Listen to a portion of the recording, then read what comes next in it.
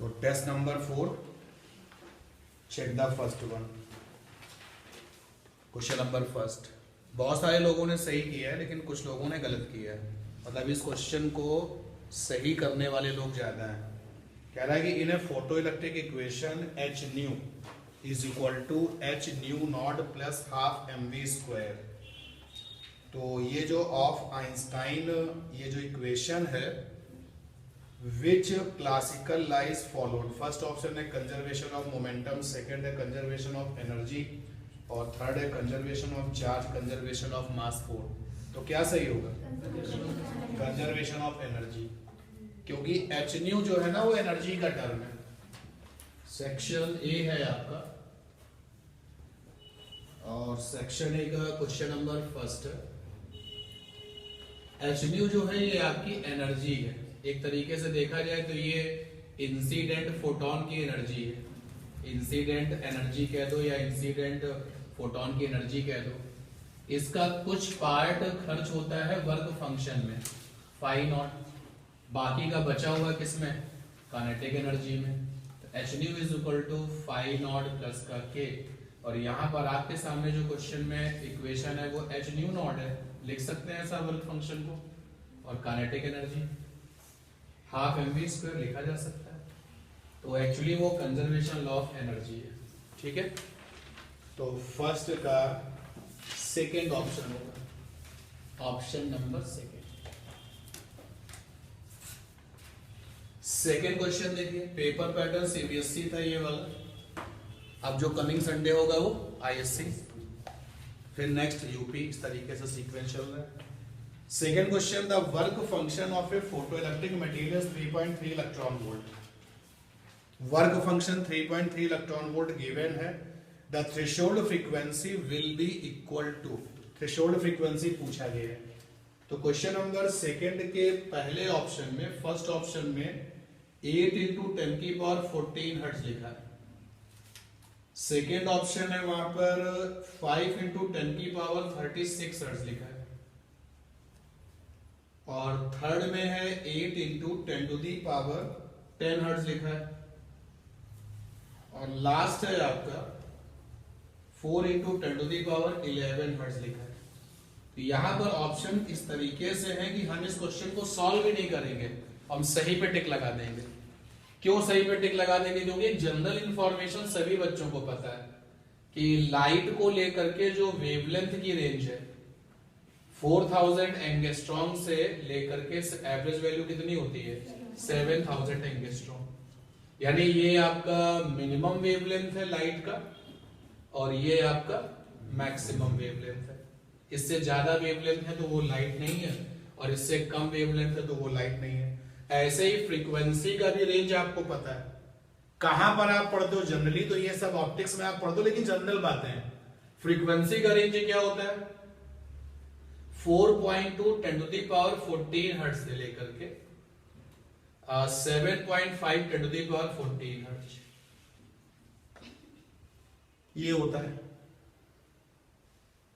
भाई। अब कैसे निकलेगा? तो फ्रीक्वेंसी अगर आप निकालो तो ये होता है c बाई लैम्डा और c की वैल्यू थी 10 टू दी पावर 8।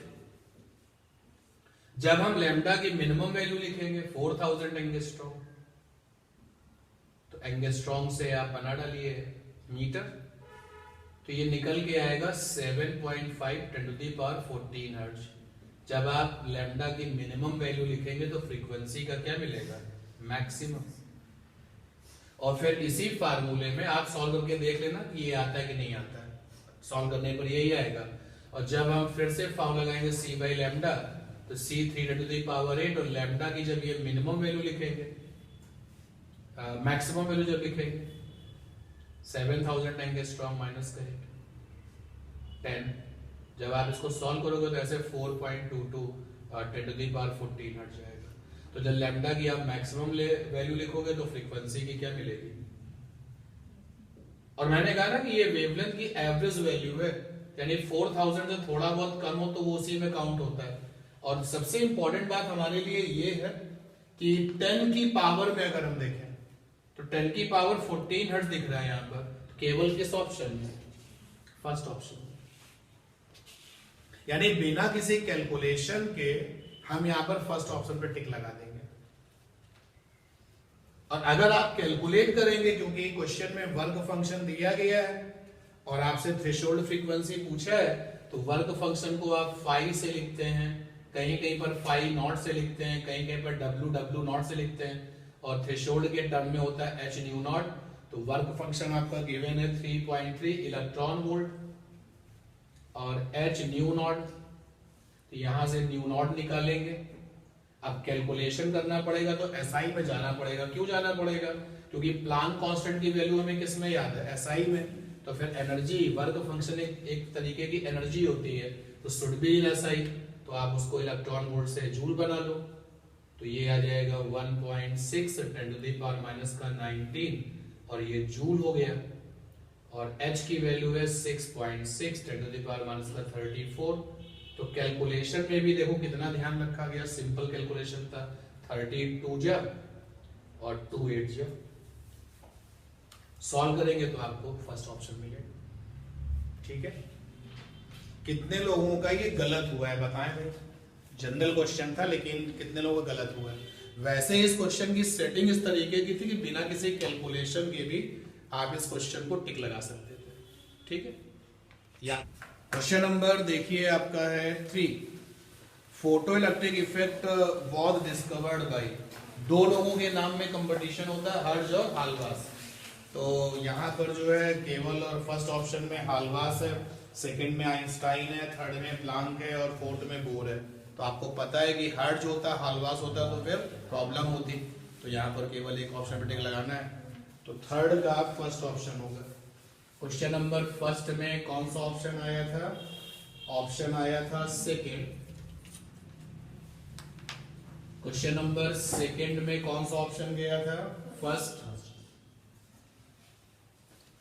और थर्ड में आपका हो जाएगा फर्स्ट, ऑप्शन फर्स्ट। हर्ज ने फोटो इलेक्ट्रिक इफेक्ट को डिस्कवर किया था, लेकिन वो उस समय radio formation of radio wave, production of radio wave का एक्सपेरिमेंट कर रहे थे, और फिर हालवास ने इसको एक्सपेरिमेंटली क्या किया था? वेरीफाई किया था। तो थर्ड कितने लोगों का गलत हुआ है? क्या कोई है यहाँ पर? बताएं भाई फेथफुली।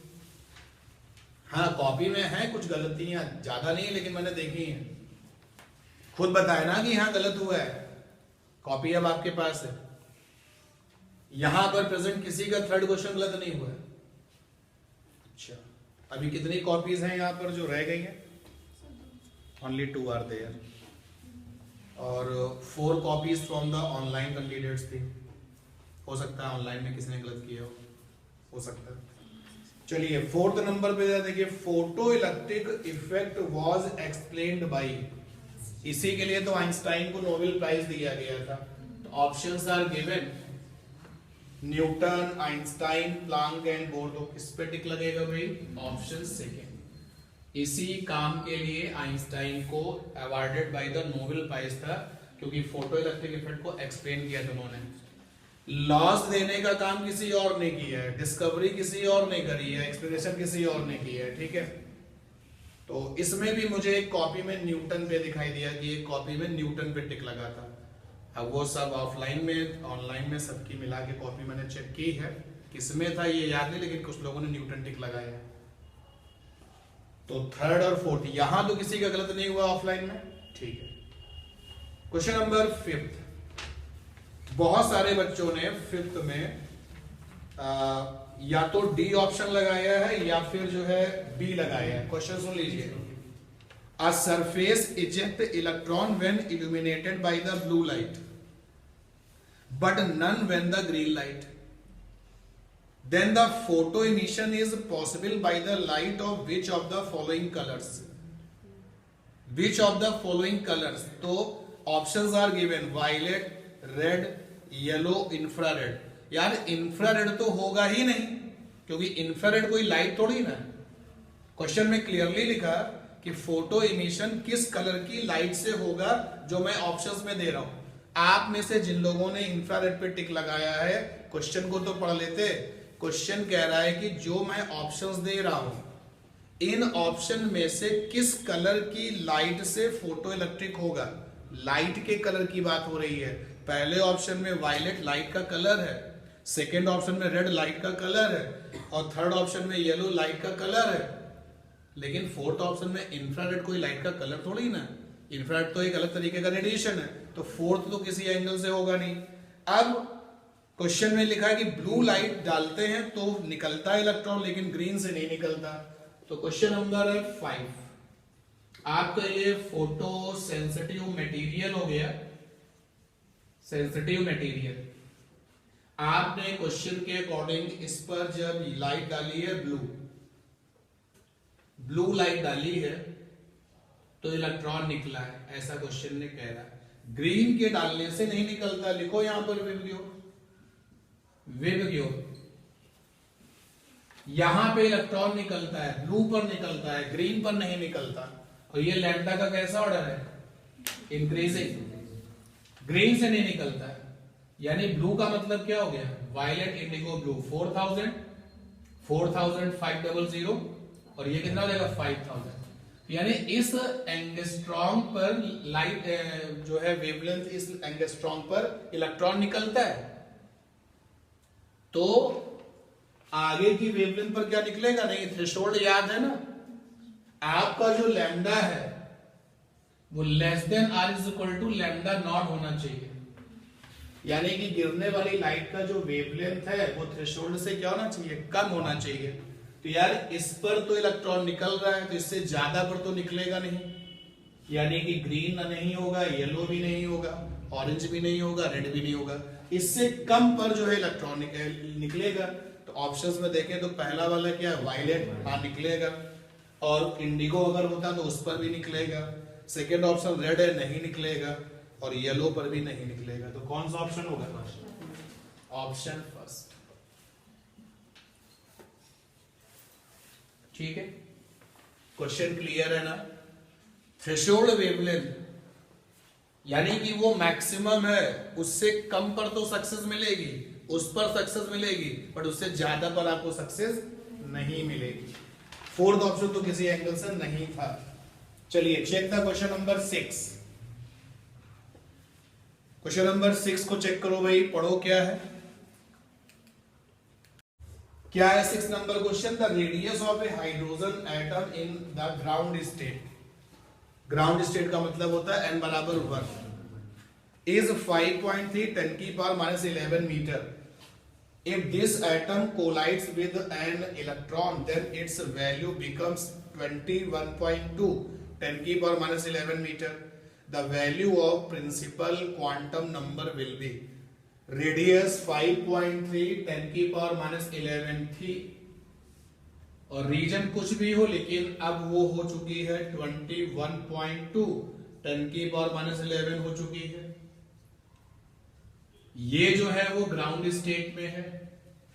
ग्राउंड स्टेट यानी कि n बराबर 1, तो इसका उसने आपसे प्रिंसिपल क्वांटम नंबर पूछा है। आपकी कॉपी में क्या लिखा हुआ है? शायद, आई एम नॉट श्योर, आपने ऐसे लिखा है, चेक करो कॉपी अपनी। R प्रोपोर्शनल n लिखा हुआ है क्या आपने जगह जगह? तो इसका मतलब आप तैयार ही नहीं थे। R प्रोपोर्शनल n²/z होता है, ये तो बेसिक है ना। अब जब यही आपकी रॉन्ग अप्रोच है तो फिर क्वेश्चन तो गलत होना ही होना था। फिलहाल यहाँ पर हमें बात करनी है क्वेश्चन में हाइड्रोजन एटम के लिए z बराबर 1 हो गया, R प्रोपोर्शनल n²। फंडा तैयार करोगे R1/R2 और N1/N2 का होल स्क्वायर।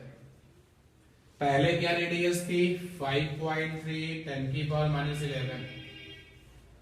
अब क्या हो गई है? 21.2 माइनस का 11। जब रेडियस ये वाली थी उस समय n का वैल्यू क्या था? 1। अब कितना है? तो मान लिया अब n, सॉल्व करेंगे तो n² बराबर कितना आएगा? 4, और इसी 4 पे आपने टिक लगा दिया। n बराबर क्या आ जाएगा? 2। कौन सा ऑप्शन होगा? फर्स्ट। ठीक है, जिन्होंने 4 लगाया है वो क्या सोच के लगा दिया है, शायद आपने बाद में ध्यान नहीं दिया। चलिए जाइए क्वेश्चन नंबर नेक्स्ट के लिए, 7th नंबर क्वेश्चन के लिए जाइए। Dual nature of radiation is shown by. अब डुअल नेचर में यानी कि वेव का नेचर भी जो बताते हूं और पार्टिकल का नेचर भी बताते हूं। 7th number question. तो आपको पता है ना कि फोटो इलेक्ट्रिक इफेक्ट किसके लिए है? पार्टिकल नेचर के लिए। Photo electric effect particle nature के लिए है। अगर मैं पूछूं कि किसने ये प्रूव किया कि लाइट में डुअल नेचर है या इलेक्ट्रोमैग्नेटिक रेडिएशन डुअल नेचर है, तो एक तो हो गया particle nature, sorry photo electric effect. Photo electric effect से पता चलता है कि लाइट में पार्टिकल नेचर है, तभी तो फोटोन ने टकरा करके इलेक्ट्रॉन को हटा दिया था ना। तो कोई मास किसी मास को क्या कर सकता है? हटा सकता है। तो टकराने वाला फोटोन कैसा है? मास वाला है, यानी कि उसमें पार्टिकल नेचर है। और पार्टिकल नेचर को सपोर्ट करने वाले नाम क्या है? ओरिजिन ऑफ स्पेक्ट्रम, इससे भी पार्टिकल नेचर का प्रूफ मिलता है। और कॉम्पटन इफेक्ट, भले ही आप इस चैप्टर की बात कर रहे हैं बट ये इंट्रोडक्शन ऑफ ऑप्टिक्स में बताया गया आपको। कॉम्पटन इफेक्ट के बाद में और कौन सपोर्ट करता है पार्टिकल नेचर को? ज़ीमैन इफेक्ट। ये 4 लोग हैं जो पार्टिकल नेचर को सपोर्ट करते हैं, जो ये बताते हैं कि जो रेडिएशंस हैं यानी कि इंक्लूडिंग तो जो लाइट है उसमें डुअल नेचर में पार्टिकल नेचर होता है। और वेव नेचर को सपोर्ट करने वाले कौन कौन नाम है? Wave nature. तो सबसे फेमस है डिफ्रैक्शन, जो कि वेव नेचर को सपोर्ट करता है। डिफ्रैक्शन के बाद इंटरफेरेंस, ये भी वेव नेचर को सपोर्ट करता है। पोलराइजेशन, ये भी वेव नेचर को सपोर्ट करता है। और स्कैटरिंग, ये भी वेव नेचर को सपोर्ट करता है। क्वेश्चन में जरा डुअल नेचर को सपोर्ट करने वाले कौन कौन से ऑप्शंस जरा चेक करें। पहला ऑप्शन है डिफ्रैक्शन एंड रिफ्लेक्शन। तो डिफ्रैक्शन तो वेव नेचर को सपोर्ट करता है, लेकिन रिफ्लेक्शन क्या बताता है? रे नेचर को। आर बाई रे नेचर। रे का मतलब होता है स्पेसिफिक डायरेक्शन में चलना। यहां पर लड़ाई चल रही है डुअल नेचर, मतलब पार्टिकल और वेव दोनों की बात हो रही है। तो हमें इसमें और इसमें से एक एक ऑप्शन चाहिए।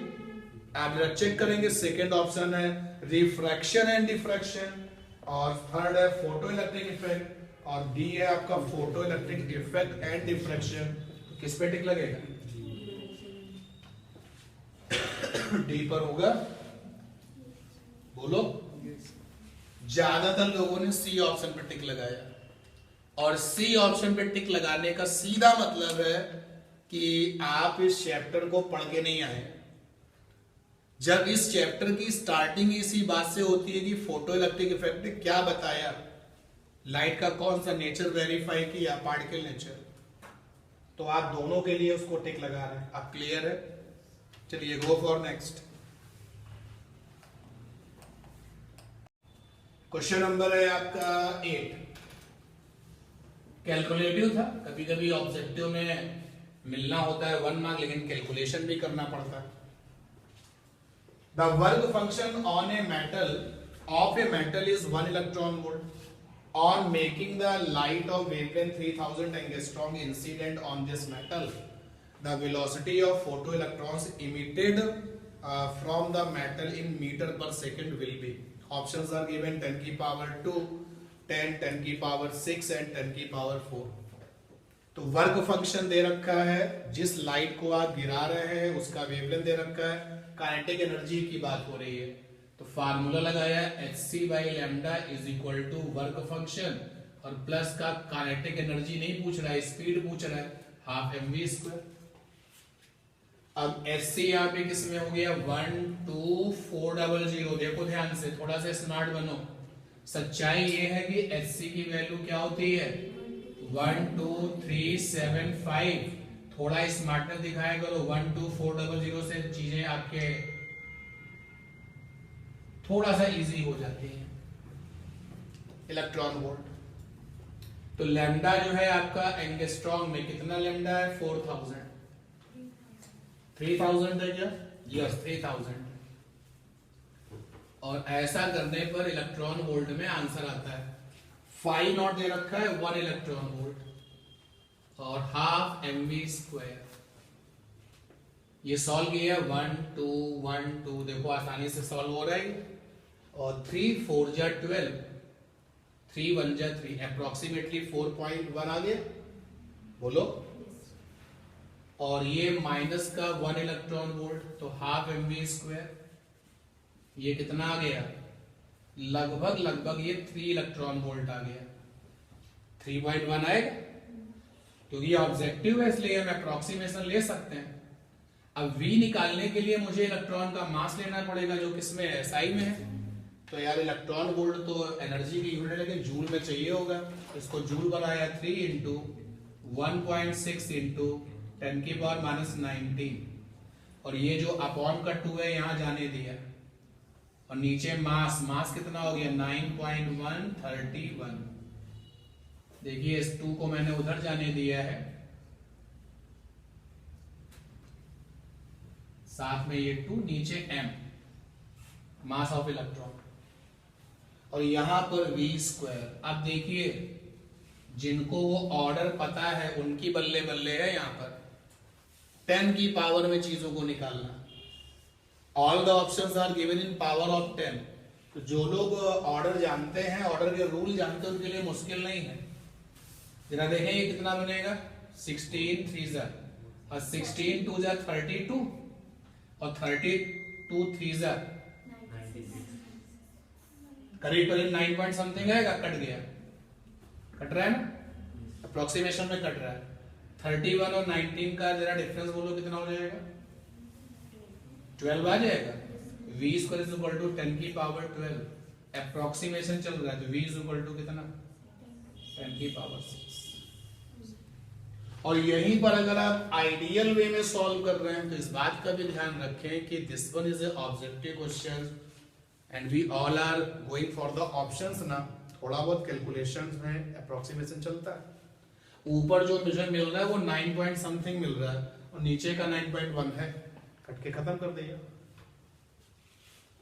कौन सा ऑप्शन आएगा 8 का, सी है, ऑप्शन सी, ठीक है। चलिए क्वेश्चन नंबर 9 देखिए भाई। Now the next question is question number 9, पढ़ लीजिए। The kinetic energy of a photo electron is capital E when the incident wavelength λ/2, जब आपने λ/2 वेवलेंथ की रेडिएशन को डाला है तो काइनेटिक एनर्जी फोटो इलेक्ट्रॉन की कैपिटल E है। The kinetic energy become twice of capital E when the incident wavelength is λ/3. The work functions of the metal, फिर इसको पिक कर लिया, क्योंकि इंसिडेंट वाला लैम्डा दिया गया है तो Sc/λ is equal to work function और प्लस का काइनेटिक एनर्जी। वर्क फंक्शन को कभी फाई नॉट से, कभी फाई से, that depends upon your choice, कभी W से। क्वेश्चन के पहले पार्ट में कहता है कि हम जिस लैम्डा को पुट करते हैं, इंसिडेंट करते हैं, λ/2 है, तो जो लैम्डा है वो λ/2 है। उस समय जो काइनेटिक एनर्जी है वो कैपिटल E है, ऐसा क्वेश्चन ने कहा है। तो ये ऊपर चला जाएगा 2 Sc/λ phi naught plus E। फिर नेक्स्ट उसमें कहता है कि अब हमने लैम्डा की जगह पर कौन सा लैम्डा यूज किया है, λ/3, तो Sc और लैम्डा की जगह पे है λ/3। मेटल क्योंकि वही है, सरफेस क्योंकि वही है, तो वर्क फंक्शन सेम होगा। अब जो काइनेटिक एनर्जी है वो 2E है, ये आ जाएगा 3 Sc/λ is equal to phi naught plus का 2E। यार ये इक्वेशन फर्स्ट है, ये सेकेंड है, तो हमें वर्क फंक्शन चाहिए, यानी फाई को हटाना नहीं है, फाई को रखना है। तो अगर आप ऊपर वाली इक्वेशन में 2 से मल्टीप्लाई कर दें तो पहली वाली इक्वेशन इनटू में 2 माइनस दूसरी वाली इक्वेशन देखें क्या बनेगा, तो 4 Sc/λ और 2 फाई नॉट प्लस का 2E, और सेकेंड वाली इक्वेशन है 3 Sc/λ और यहां पर फाई नॉट प्लस का 2E। सब्ट्रैक्शन करेंगे तो ये तो कट हो जाएगा आपका, यहां से राइट हैंड में फाई नॉट रह जाएगा और लेफ्ट हैंड में क्या जाएगा, Sc/λ। और यही क्वेश्चन में वर्क फंक्शन पूछा था।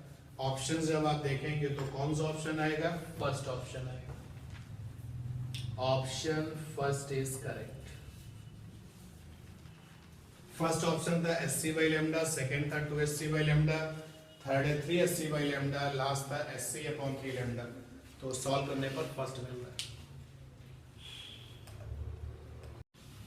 Question number 10, the radius of the first orbit of A hydrogen atom is 0.53 angstrom and the electron is executing 6.54 10 to the power 15 revolutions per second. The magnetic moment of electron will be, magnetic moment electron का, आप magnetic moment पूरी physics में, complete physics में अगर आप देखें तो magnetic moment आप केवल दो जगह पर कैलकुलेट करते हैं। Options are given, you all can see. पूरी फिजिक्स में जो मैग्नेटिक मोमेंट है वो केवल दो जगह आप कैलकुलेट करते हैं। एक कैलकुलेट करते हैं फॉर द बार मैग्नेट, जिसका फार्मूला होता है पोल स्ट्रेंथ, और N2 में डाइपोल लेंथ। डाइपोल लेंथ, अरे बार मैग्नेट जो मैग्नेटिक मटेरियल है, north pole south pole, north pole south pole, और नॉर्थ के पास जो कुछ भी होता है उसको हम क्या कहते हैं, पोल स्ट्रेंथ। किससे लिखते हैं, स्मॉल m से। इलेक्ट्रिक डाइपोल नहीं है ये, मैग्नेटिक डाइपोल है। और यहां पर जो कुछ भी होता है उसको हम क्या कहते हैं, पोल स्ट्रेंथ।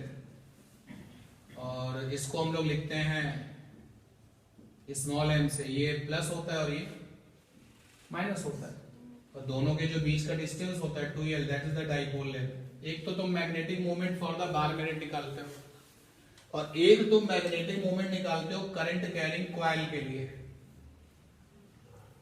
बोलो, तो ये आपका करंट कैरिंग कॉइल, आई यहां पर करंट। तो कोई भी चार्ज अगर चक्कर लगाएगा यहां पे इलेक्ट्रॉन चक्कर लगा रहा है, तो इक्विवेलेंट टू क्या है, current carrying loop, current carrying coil.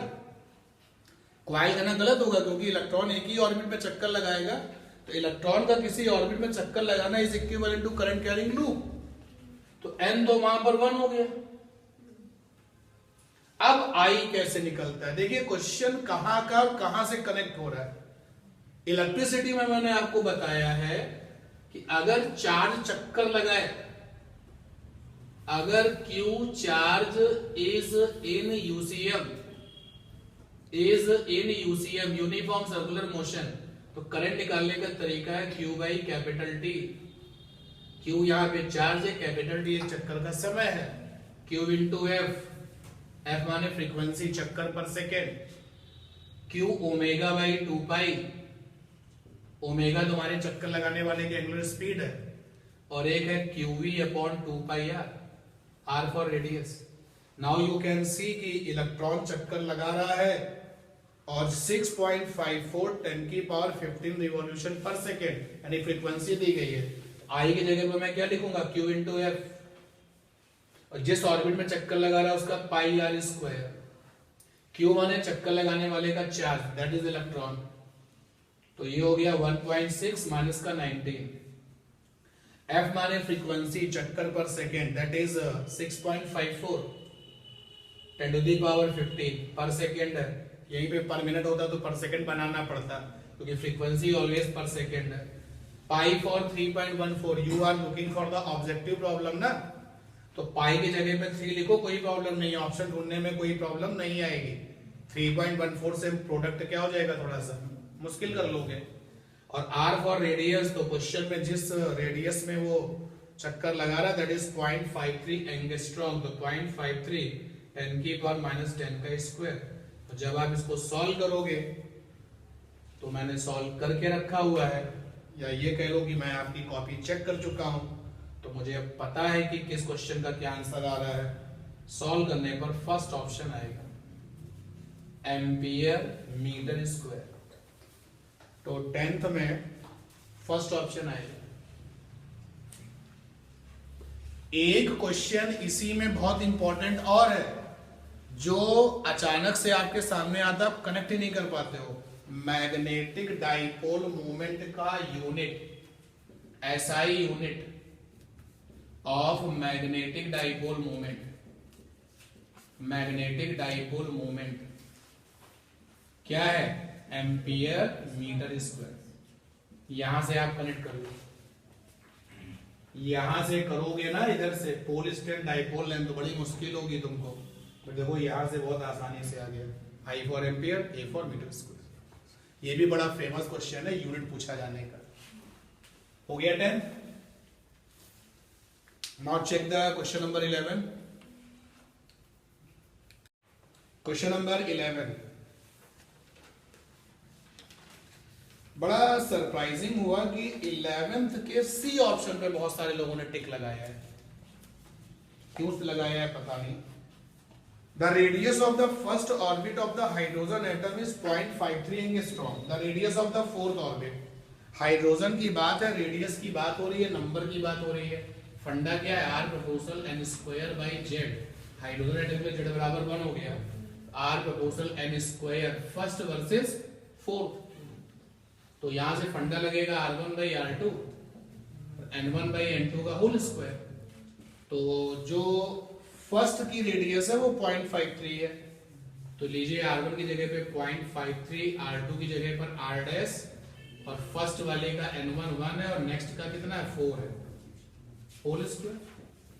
R dash की वैल्यू आ रही है 0.53 इंटू में 16, और 16 का मल्टीप्लाई तुम लोगों ने 4 का मल्टीप्लाई किया सी ऑप्शन लाने के लिए। स्क्वायर भूल गए क्या? ये कॉन्सेप्ट ही नहीं है आपके पास, या ये है आप जल्दबाजी में 4 देख रहे हो यहाँ पर। भाई देखो ना, अगर 4 का मल्टीप्लाई करो तभी तो थर्ड ऑप्शन आएगा। 16 का मल्टीप्लाई करो कितना आएगा? 8.48।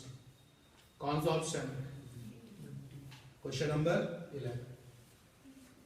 11 का डी ऑप्शन है। और ज्यादातर लोगों ने सी ऑप्शन पे टिक लगाया है, तो वो कैलकुलेशन करते समय क्या गलती हो रही है वो देखना पड़ेगा आपको। Now check the question number 12, पढ़ के देखें भाई। An electron makes a transition from n बराबर 4 state to n बराबर 1 state in a hydrogen atom. The momentum of required hydrogen atom in kilogram metre per second. One of the most important question है भाई, very very important question.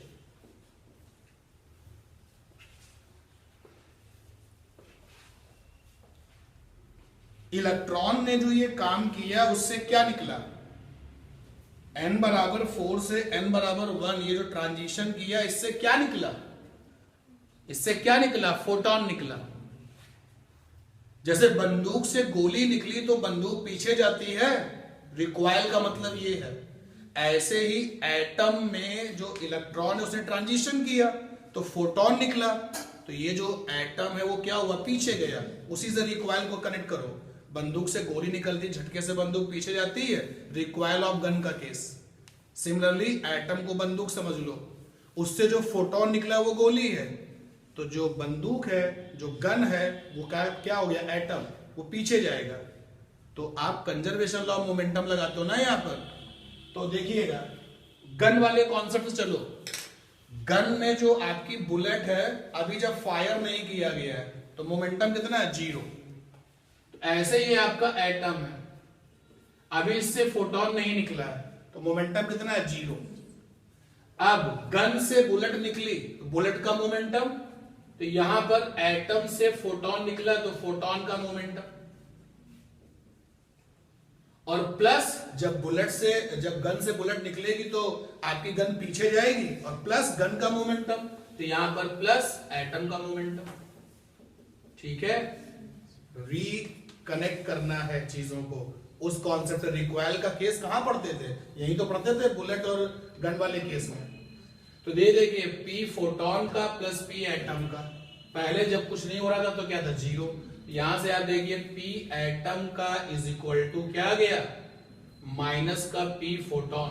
Recoil का मतलब ही बेटा पीछे होता है, तो नेगेटिव केवल यही बता रहा है कि अगर फोटोन निकल के ऊपर जाएगा तो एटम क्या होगा? नीचे जाएगा। अगर फोटोन निकल के लेफ्ट जाएगा तो एटम क्या जाएगा? राइट जाएगा। रिकॉइल का मतलब ये है। आप नेगेटिव को चाहो तो छोड़ सकते हो या अपने दिमाग में रख सकते हो। रिकॉइल का मतलब है पीछे जाना। अब फोटोन का मोमेंटम निकालना, तुमको पता ही है क्या? h by lambda. लैम्डा कैसे निकलेगा? 1 by lambda. 1 by lambda is equal to क्या होता है R Z square 1 by n1 square minus का 1 बाई n2 स्क्वायर। n1 क्या होता है छोटा वाला ऑर्बिट और n2 क्या होता है बड़ा वाला ऑर्बिट बिग ऑर्बिट। और यहां पर 1 बाई लैम्डा आर माने आर जेड माने 1 है क्योंकि हाइड्रोजन का केस है। n1 की वैल्यू कितनी है भाई छोटा वाला n कितना है 1 और बड़ा वाला कितना है। यहां से 1 by lambda is equal to हो गया आर 15 बाई 16 लैम्डा की वैल्यू 16 बाई 15 आर तो lambda is equal to 16 by 15 और 1 बाई आर क्या है 1 बाई आर की वैल्यू सीधे आपको याद रखने को कहा गया कितनी होती 912 एंगस्ट्रॉम। लैम्डा आपकी मुट्ठी में आया और जब यहां पे लैम्डा लिखोगे h की वैल्यू है 6.6 माइनस का 34 क्योंकि एसआई में जाना है ना। और ये जो लैम्डा निकल के आएगा निकाल लेते हैं भाई देखो निकाल के बताओ कितना आ रहा है। हेल्प ले लेते हैं कैलकुलेटर की। वैसे तो आपको नहीं यूज करना था बट डिस्कशन में टाइम बचाना इसलिए हेल्प ले लेते हैं। मुश्किल कैलकुलेशन नहीं है। 16 इंटू 912 डिवाइड बाई 15 ये आ रहा है 972.8 एंगस्ट्रॉम। तो अप्रोक्सीमेशन में 973 ले लिया ये आ गया 973 एंगस्ट्रॉम। यहां पर आया 973 एंगस्ट्रॉम यानी 10 की पावर माइनस 10 क्योंकि ये हमको एसआई में ले जाना है। और जब आप इसको सॉल्व करेंगे सॉल्व करने पर 6.8 10 टू दी पावर माइनस का 37 आएगा। ये आ गया 6.6 अपॉन में 973 और ये आ गया माइनस का 24। ठीक है सॉल्व कर लें। तो जब सॉल्व करेंगे क्योंकि मैं कॉपी चेक कर चुका हूं इसलिए ऑप्शन हमारे पास में टिक लगे हुए हैं फिर भी सॉल्व करता हूं। यहां पर डिवाइड बाई 973 ये आ रहा है 0.067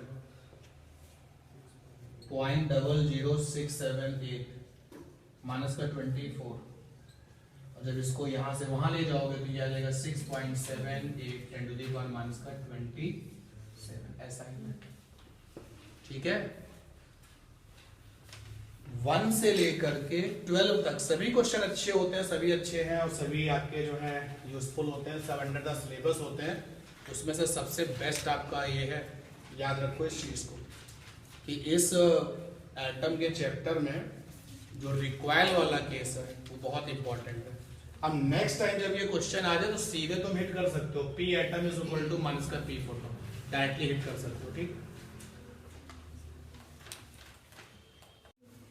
question number 13 slope of V naught versus nu curve. जहां पर चूंकि हम लोग सिंबल्स को लेकर के हमेशा ही अपडेट रहते हैं तो V naught stand for the stopping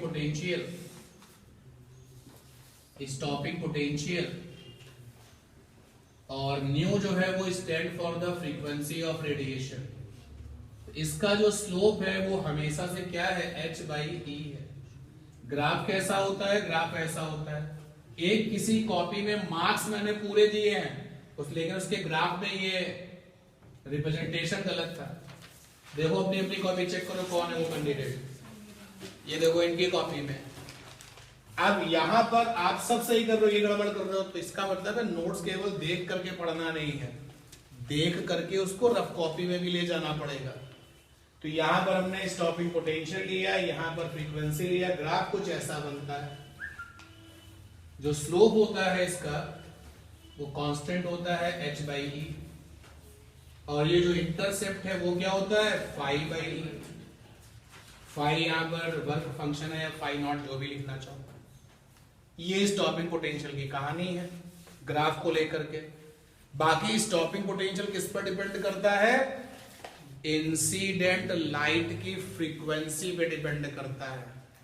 अच्छा अगर हम फ्रीक्वेंसी की जगह पे कोई नया टर्म यूज करना चाहे तो रंग पर डिपेंड करता है कलर क्योंकि colour depends upon the frequency. तो अगर मैं आपसे बोलूं कि फ्रीक्वेंसी नहीं लिखना चाहता हूं तो फ्रीक्वेंसी नहीं तो कलर, कलर बदलेगा तो फ्रीक्वेंसी बदल गया, फ्रीक्वेंसी बदलेगा तो कलर भी बदल जाएगा। And that is why 13th options के 13 क्वेश्चंस के जब आप ऑप्शन में जाओगे तो कौन सा ऑप्शन पाओगे? B, second option.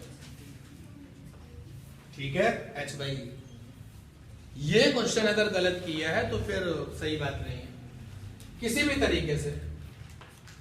अब तुमने अगर यहां पर एक्सेस ही गलत कर दी है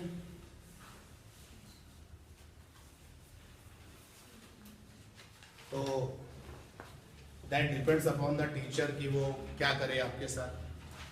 अब अगर मान लो आपके नंबर बहुत ज्यादा आ रहे होंगे तो डेफिनेटली वहां पे 0 हो जाएगा, तो नहीं देगा फिर मार्क्स। और already if you are struggling with marks तो फिर वो वहां पे मार्क्स देगा कि चलो भाई थोड़ा सा गलती को इंप्रूव कर देता है। चलिए 14th नंबर क्वेश्चन देखिए, क्वेश्चन नंबर 14। क्वेश्चन नंबर 14 देखिए भाई।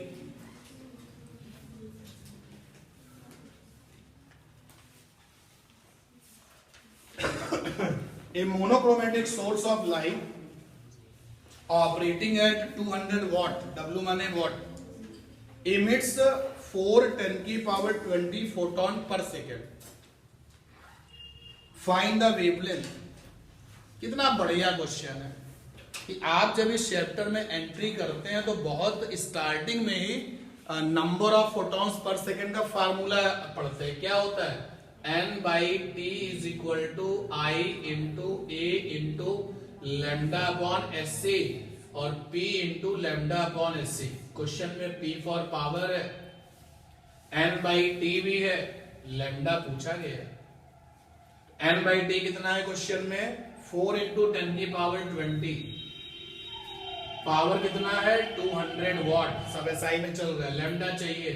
और 1 अपॉन एससी की वैल्यू कितनी याद करवाई है? सीधे बोला है 1 अपॉन एससी की वैल्यू याद कर लो, बड़ी हेल्प मिलती है। तो जिन लोगों ने इस क्वेश्चन को सही किया उन्होंने फील भी किया होगा कितनी हेल्प मिल जाती है। लैम्डा की वैल्यू आ गई 4 into 10 की पावर 20 और यहां से आ गया 5 2 10, तो यानी कि 10 की पावर यहां पे 1000 आ जाएगा और ये 3 मिल जाएगा 25। कितना आ जाएगा? Lambda is equal to 4 into 10 की पावर माइनस का 5 मीटर। ऑप्शन जरा देख। हाँ बहुत बढ़िया है। कुछ लोगों ने ए ऑप्शन पे टिक लगा दिया। ये भी देखा mm लिखा हुआ है, मिलीमीटर लिखा हुआ है, मीटर में ये आया। अच्छा इसको मीटर से मिलीमीटर बनाओ तो क्या बनेगा? अरे मीटर से मिलीमीटर बनाने हैं। 1 मिलीमीटर इज इक्वल टू कितना? 10 की power minus 3 metre. 1 metre is equal to कितना? 10 की पावर 3 मीटर मिलीमीटर। बोलो तो यहां पे 10 की पावर 3 से मल्टीप्लाई कर दें। बोलो भाई अगर मिलीमीटर में जाना है तो 10 टू दी पावर 3 मिलीमीटर हो गया। तब भी तो ये आ रहा है 4 10 to the power minus 2 millimetre. तो पहला ऑप्शन कैसे आ रहा है? कौन सा ऑप्शन आ रहा है? फर्स्ट तो मैच नहीं कर रहा है 400 मिलीमीटर। सेकेंड ऑप्शन में लिखा है 200 नैनोमीटर और सी में लिखा है 4 10 की पावर माइनस 10 एंगस्ट्रॉम। तो किस पे टिक लगेगा? नन पे टिक लगेगा, यानी डी ऑप्शन होगा। जिन्होंने फर्स्ट ऑप्शन पे टिक लगाया उन्होंने जल्दबाजी की है।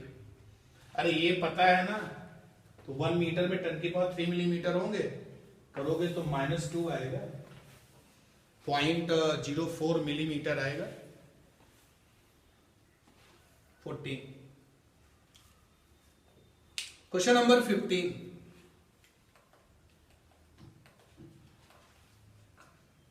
Question number 15। The work function for the surface of aluminium is 4.2 electron volt.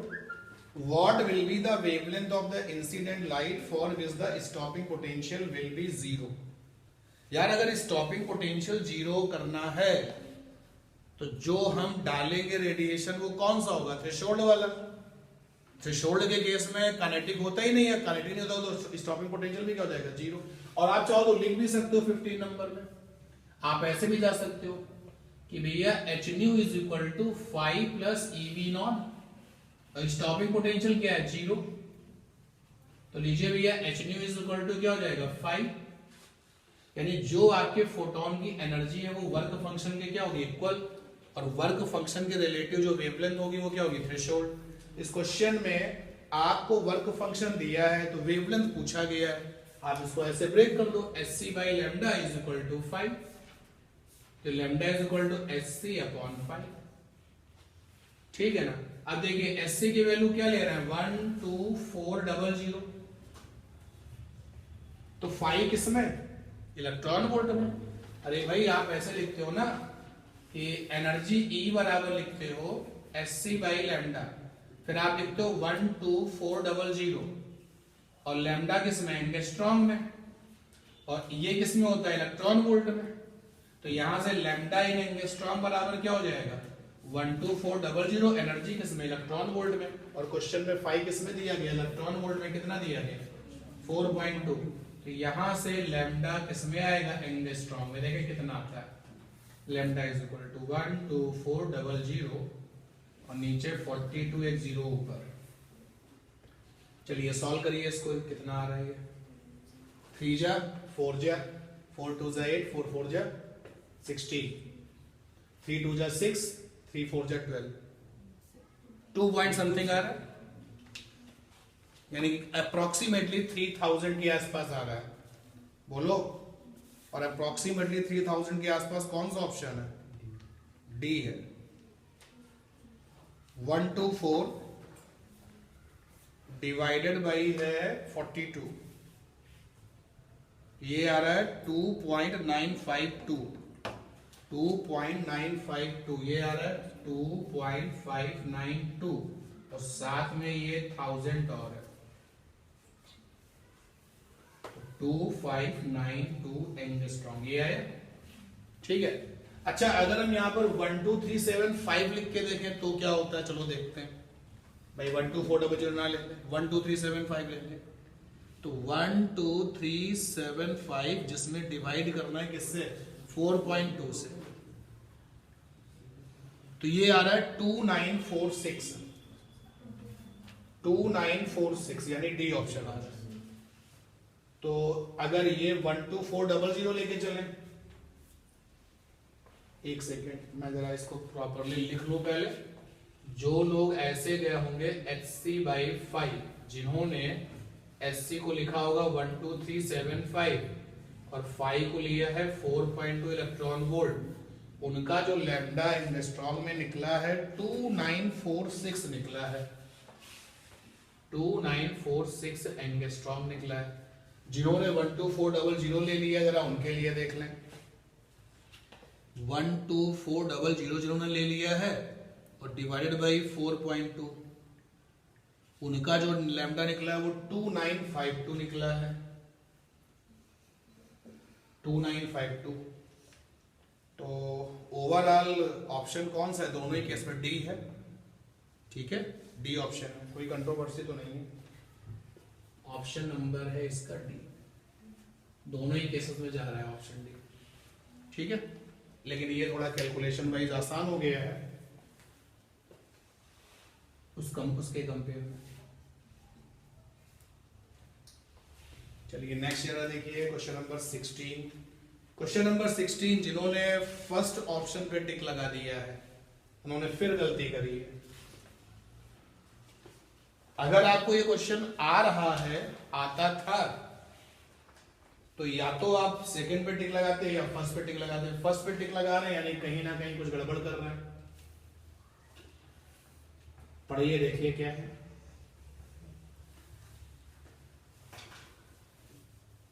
The different photons of energy 1 electron volt 2.5 electron volt fall on the two identical metal की plates having the work function 0.5 electron volt. The ratio of the maximum kinetic energy to the electrons emitted from the two surfaces. kinetic energy का ratio दिया जा रहा है और एक ही जैसी surface पर अलग अलग फोटोन डाले गए। तो सिंपल कैलकुलेशन का क्वेश्चन था। आपने फंडा लगाया कि h nu is equal to 5 plus के पहले जो आपने फोटोन डाला उसकी एनर्जी 1 इलेक्ट्रॉन वोल्ट है। ये क्या होता है? फोटोन की एनर्जी, ये होती है फोटोन एनर्जी। और क्वेश्चन में वो सीधे सीधे दे रखी है 1 इलेक्ट्रॉन वोल्ट। तो लीजिए यहाँ पे लिखा 1 इलेक्ट्रॉन वोल्ट, जिस प्लेट पर डाला उसका वर्क फंक्शन क्या है? 0.5 काइनेटिक एनर्जी। तो काइनेटिक एनर्जी कितनी आ गई? 0.5 इलेक्ट्रॉन वोल्ट। ये भी इलेक्ट्रॉन वोल्ट में है भाई। फिर उसी प्लेट पर, उसी जैसी प्लेट पर आपने नेक्स्ट टाइम 2.5 इलेक्ट्रॉन वोल्ट का फोटोन डाल दिया। और 2.5 इलेक्ट्रॉन वोल्ट, वर्क फंक्शन वही है 0.5 इलेक्ट्रॉन वोल्ट। काइनेटिक एनर्जी कितना आ जाएगा? 2 इलेक्ट्रॉन वोल्ट। दोनों काइनेटिक एनर्जीज का रेशियोज ले लीजिए। चलो इसको K1 कह दो, इसको K2 कह दो। कितना आ रहा है? 1:4। जो मुझे लगता है कि 1:2 पे क्या वजह हो सकती है? क्या तुमने स्पीड का रेशियो निकाला है क्या? 1:2 करके 1:1 रेशियो 2, यानी फर्स्ट ऑप्शन में जो टिक लगाया है। फिलहाल 16 का सेकेंड ऑप्शन, क्वेश्चन नंबर था 16, ऑप्शन में सेकेंड।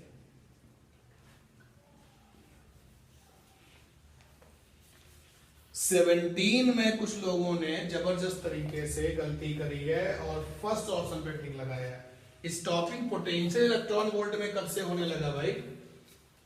पोटेंशियल किसमें होता है? वोल्ट में होता है। इलेक्ट्रॉन वोल्ट तो एनर्जी होती है। अब check the question number 17। Ultraviolet light of wavelength 280 nanometre is used in an experiment of the photoelectric effect with lithium of 5 ना cathode. Stopping potential will be, जिस लैम्डा को आप डाल रहे हैं उसका लैम्डा 280 नैनोमीटर है। वर्क फंक्शन दिया है, स्टॉपिंग पोटेंशियल पूछा है। 17 में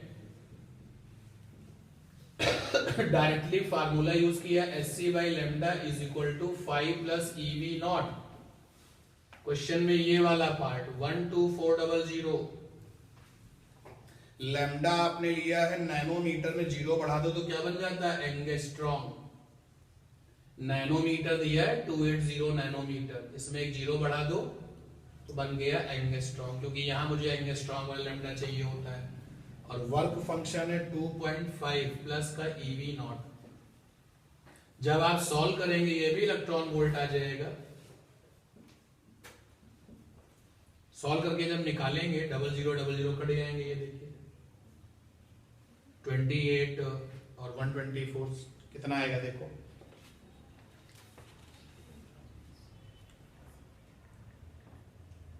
तो ऊपर है 124, डिवाइड करेंगे 28 से, 4.42 आ रहा है। चलो 4.4 ले लेते हैं। ये भी इलेक्ट्रॉन वोल्ट, उधर भी इलेक्ट्रॉन वोल्ट, EV नॉट। तो 4.4 से 2.5 करो माइनस, तो ये आ जाएगा 1.9 इलेक्ट्रॉन वोल्ट EV नॉट। ये तो एनर्जी है ना। अब इसको बनाओ जूल, क्योंकि वोल्टेज तो आपकी वोल्ट में निकलेगी। ये आप इसको जूल बनाओगे तो 1.9, 1.6 10 की पावर माइनस का 19, अब ये जूल हो गया। तो उधर जो E है वो 1.6 10 की पावर माइनस का 19। अब आपका V नॉट स्टॉपिंग पोटेंशियल कितना आ गया? 1.9 वोल्ट। जिन्होंने फर्स्ट पे टिक लगाया हार्ड लगा उनका थोड़ा ध्यान देना चाहिए था। इलेक्ट्रॉन वोल्ट में वोल्टेज नहीं होती है भाई। इलेक्ट्रॉन वोल्ट किसका यूनिट है? एनर्जी का यूनिट है। तो this was the 17th number question. Now the section A last है 18th नंबर क्वेश्चन। चेक करें इस क्वेश्चन में जिन्होंने बोथ लिखा है क्वेश्चन को समझा ही नहीं है। बोथ कैसे कर दिया भाई? 18th number, which metal will be suitable for the photoelectric cell using the light of wavelength 4000 angstrom? तो the work functions for the sodium and copper are respectively। तो इनके पास में सोडियम है क्वेश्चन में, और सोडियम के लिए वर्क फंक्शन है 2 इलेक्ट्रॉन वोल्ट। इनके पास में कॉपर है जिसके लिए वर्क फंक्शन है ये सोडियम है, और कॉपर के लिए स्टॉपिंग पोटेंशियल 4 इलेक्ट्रॉन वोल्ट है। जिस लाइट का ये इस्तेमाल करेंगे वो 4000 एंगस्ट्रॉम की है। तो उस लाइट के फोटोन की एनर्जी कितनी है भाई? क्योंकि फोटोन की एनर्जी वर्क फंक्शन के या तो बराबर हो या उससे बड़ी हो। तो Sc बाई लैम्डा से निकाला मैंने। Sc है 12400 और लैम्डा एंगस्ट्रॉम में कितना है 4000। 0 0 0 0 4 3 जा लगभग 3.1 इलेक्ट्रॉन वोल्ट आ रहा है। अब मेरे फोटोन की एनर्जी वर्क फंक्शन से बराबर या ज्यादा होनी चाहिए, इसके लिए तो सेट बैठता है, बट इसके लिए तो फेल हो गया ना। यहां से तो इलेक्ट्रॉन निकलेगा नहीं, किससे इलेक्ट्रॉन निकलेगा सोडियम से, एंड दैट इज व्हाई कौन सा ऑप्शन होगा फर्स्ट ऑप्शन। ठीक ठीक।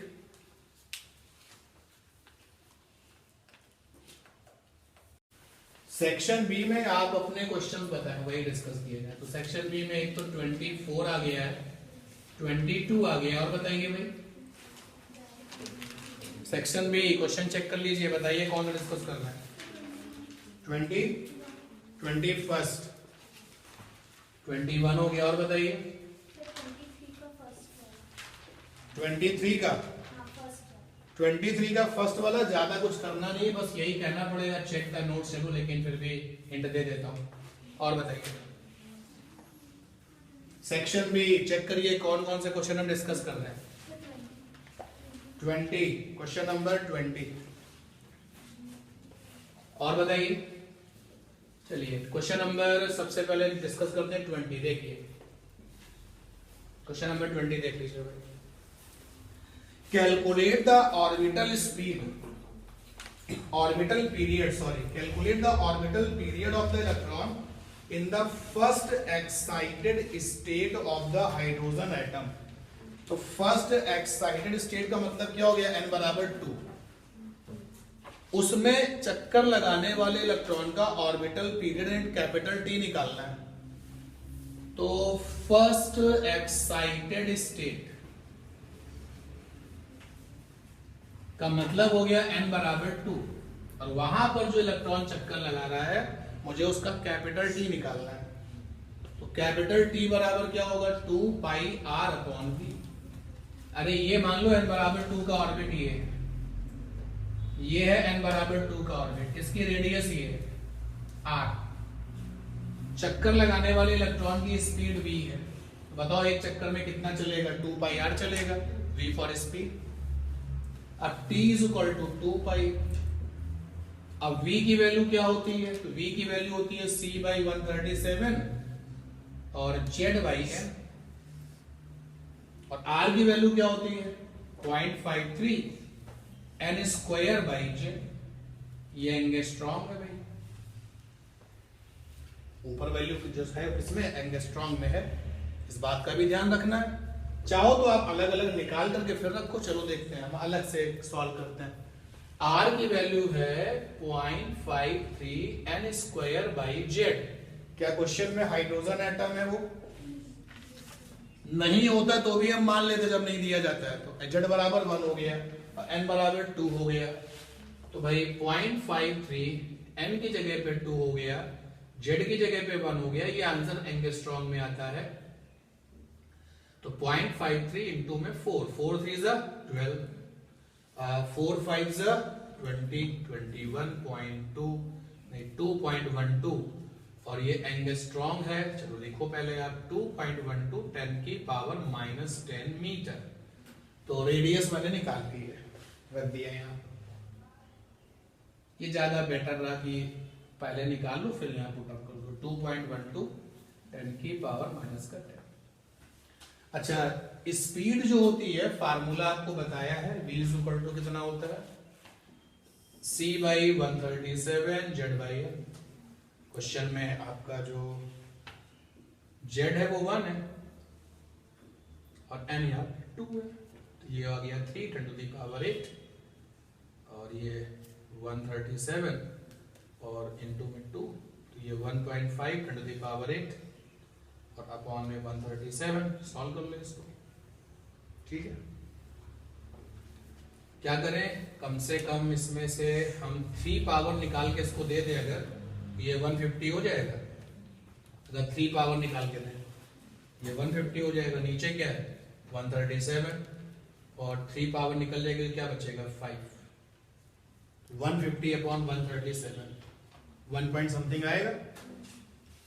अब सेक्शन बी का क्वेश्चन है तो कैलकुलेशन तो हर बार करना पड़ता है, चाहे वो किसी भी सेक्शन को, सिंपल कैलकुलेशन, लेकिन फिर भी यही तो होता है कि मुझे एग्जाम देना नहीं है तो मैं कैलकुलेटर से कर लूँ तो भी फर्क नहीं पड़ता, मैनुअली करूँ तो भी फर्क नहीं पड़ता। 1.09 ये आ गया 1.09 10 की पावर 5, ये मीटर पर सेकंड आ गया। तो लीजिए भाई 1.09 10 की पावर 5, क्योंकि हमने सारे काम किसने किए एसआई में, सॉल्व करने पर क्या आएगा सेकंड आ जाएगा। सॉल्व कर लेंगे ना। 2 3 पाई को 3.14 ना लेके 3 ले लो, कोई प्रॉब्लम नहीं है। इसको 2.12 ले लिया गया, 2 ले लिया गया, और ये -15 हो गया, और ये 1.1 सॉल्व कर लेना, आंसर आ जाएगा ये 20 हो गया। ठीक, 21 देखो भाई क्या क्वेश्चन नंबर 21। कौन सा फर्स्ट एंड सेकंड दो ऑप्शंस है ना, और वाला या पहले वाला? फर्स्ट वाला। और वाले में तो कुछ करना ही नहीं ना, डिफाइन द थ्रेशोल्ड फ्रीक्वेंसी।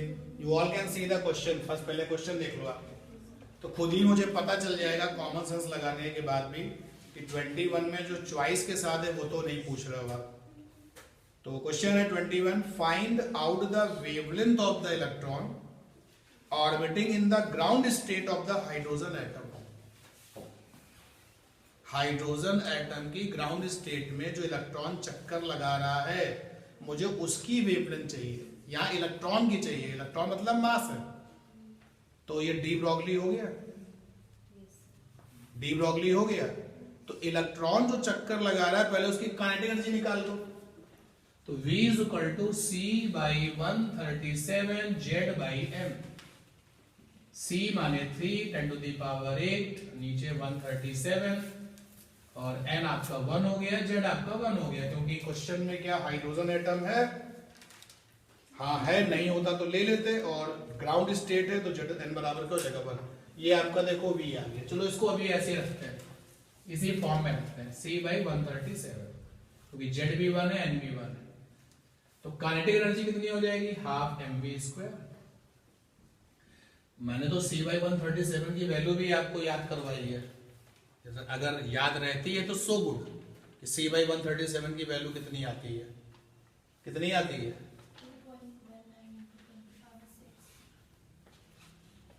याद अगर होगी तो फिर थोड़ा हेल्प मिलेगी आपको, जैसे 1/SC की वैल्यू याद करने से हेल्प मिलती है। C में 3 लगा हुआ है, 3 ऊपर हो गया और 137 नीचे हो गया, ये आती है 2.1 10 की पावर। C बाई 137 की वैल्यू आती है 2.1 10 की पावर -6, ये आती है मीटर पर सेकेंड।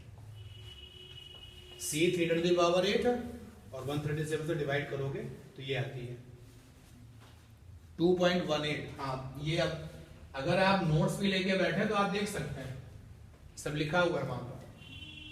ये आ गया 2.2 10 to the power 6 metre per second. फिलहाल चक्कर लगाने वाले इलेक्ट्रॉन की काइनेटिक एनर्जी आ गई है 9.1, 31 इलेक्ट्रॉन का मास लिया मैंने, और V है 2.2 10 की पावर 6 होल स्क्वायर, तो यहां से आ जाएगा 9.1 1.1 -31, और ये रहा 12, 11 बन जाए 11, 11 9 जाए 99 और 100, ये और ये आ जाएगा माइनस का 29, देखो नहीं 19, बोलो भाई 19 जूल, ये काइनेटिक एनर्जी आ गई। अगर आप चाहो तो इसको अप्रोक्सीमेशन में क्या लिख सकते हो, माइनस का 18 जूल, ये 10 मान के इसको दे दो। C/137 कैलकुलेशन के पॉइंट ऑफ व्यू से बड़ा इंपॉर्टेंट टर्म्स है, सीधे वैल्यू याद रखेंगे तो बेनिफिट आपको होगा। 1 2 माइनस का से 8 है 6 है, सही। अब चूंकि इलेक्ट्रॉन का लैम्डा, तो lambda is equal to h upon √2 mk, ठीक यही तो था। Lambda is equal to h upon mv।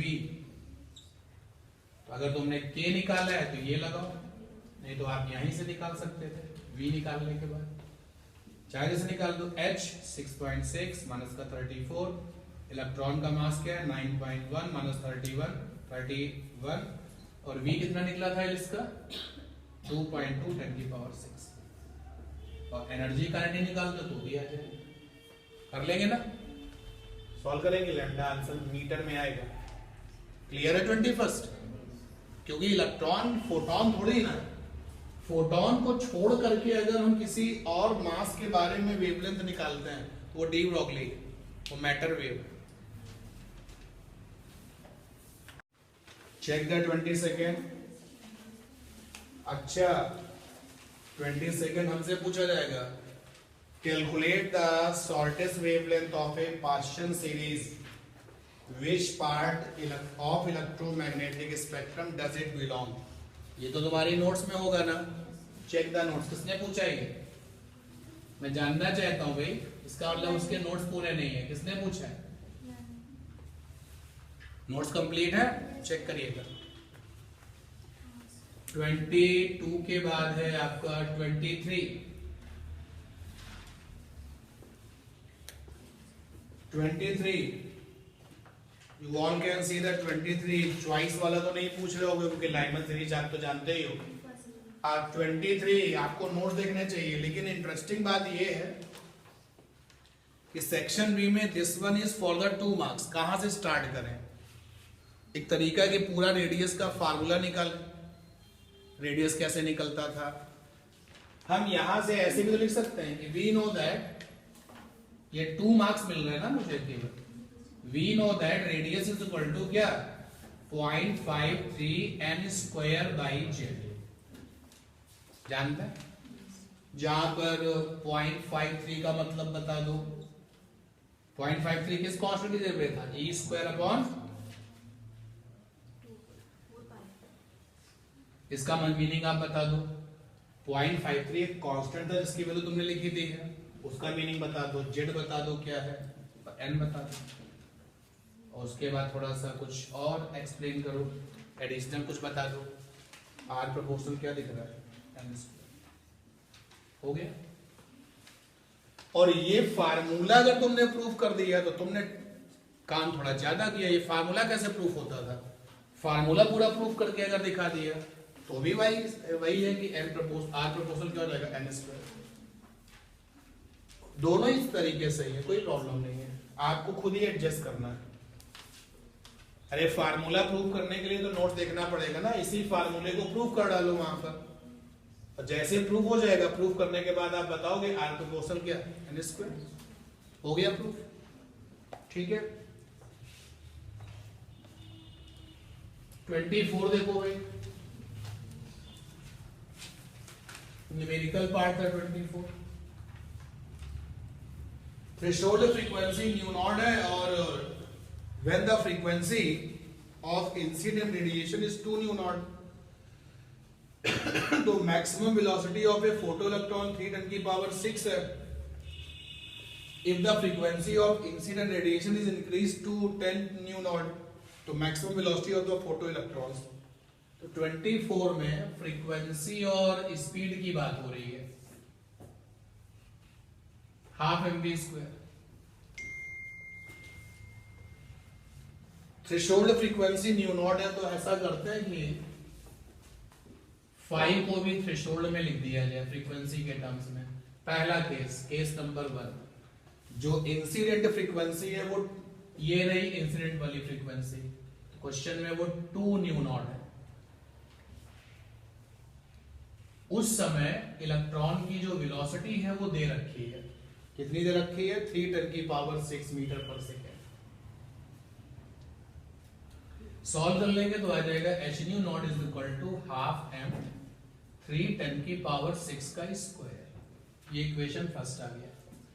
Second वाले केस में अब आपने फोटोन जो गिराया उसकी फ्रीक्वेंसी कर दी है 10 टाइम्स 10 न्यू नॉट, यहां पर आ गया 10 न्यू नॉट, वर्ग फंक्शन तो वही रहेगा। अब जो इलेक्ट्रॉन निकलेगा उसकी वेलोसिटी कितनी होगी, ये आ गया 9h nu nought half M we square. दोनों इक्वेशंस को डिवाइड कर लो, ये वाली और ये वाली, तो 1/9 और 3 10 की पावर 6 का स्क्वायर, नीचे v का स्क्वायर, दोनों तरफ का स्क्वायर रूट ले लो, तो 1/3 3 10 की पावर 6 अपॉन में v 9 10 की पावर 6 मीटर पर सेकेंड। ठीक है, ये सेक्शन बी आपका कंप्लीट हुआ। सेक्शन सी कौन सा क्वेश्चन बता दिया जाए? 30 नंबर क्वेश्चन नोट हो चुका है, और बताइए। 27 ऑलमोस्ट सभी ने सही किया, फटाफट बताइए कौन सा बता दें। हाँ 28 कुछ लोगों ने गड़बड़ की है। 28 और कोई क्वेश्चन ऐड करना है सेक्शन सी में?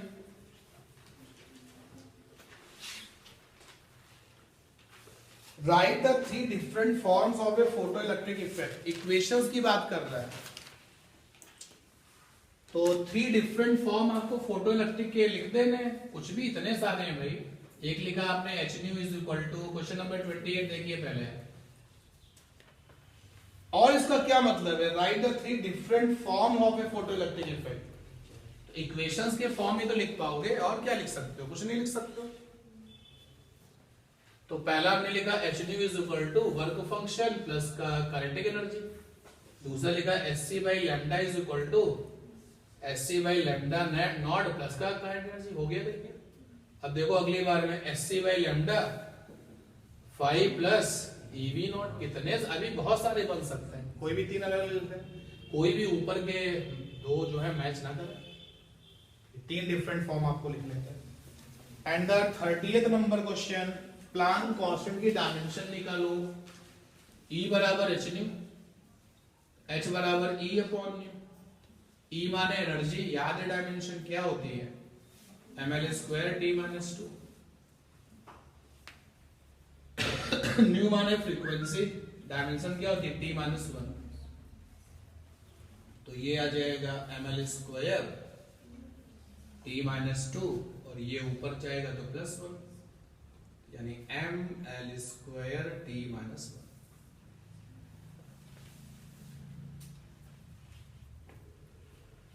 और कोई क्वेश्चन है बता दीजिए भाई सेक्शन सी में।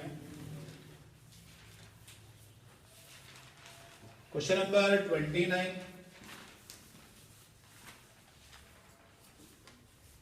the work functions of the potassium and sodium are 4.5 electron volt, 2.3 electron volt, the ratio of the threshold wavelength।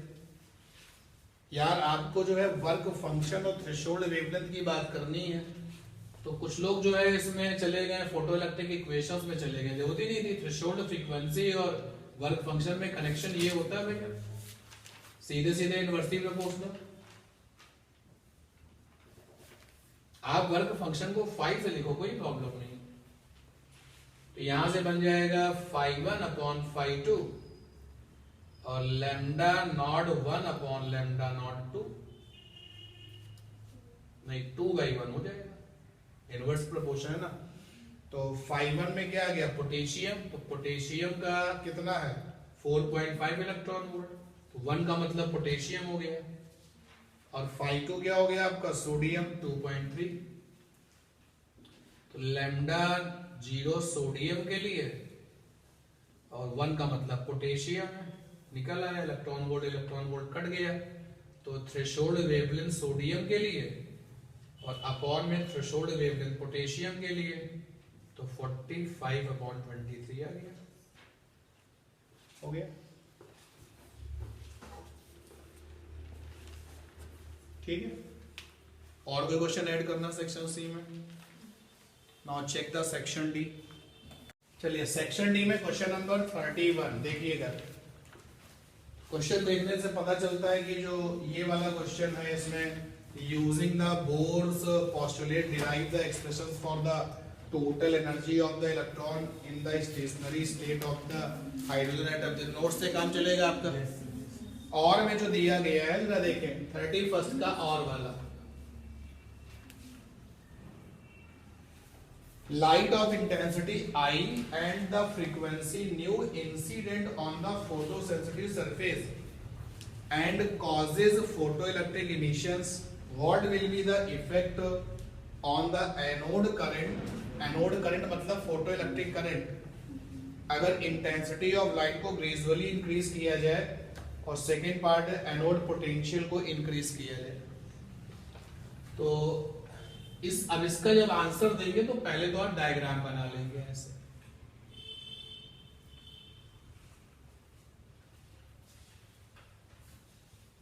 ये आपका कैथोड हो गया और ये एनोड हो गया।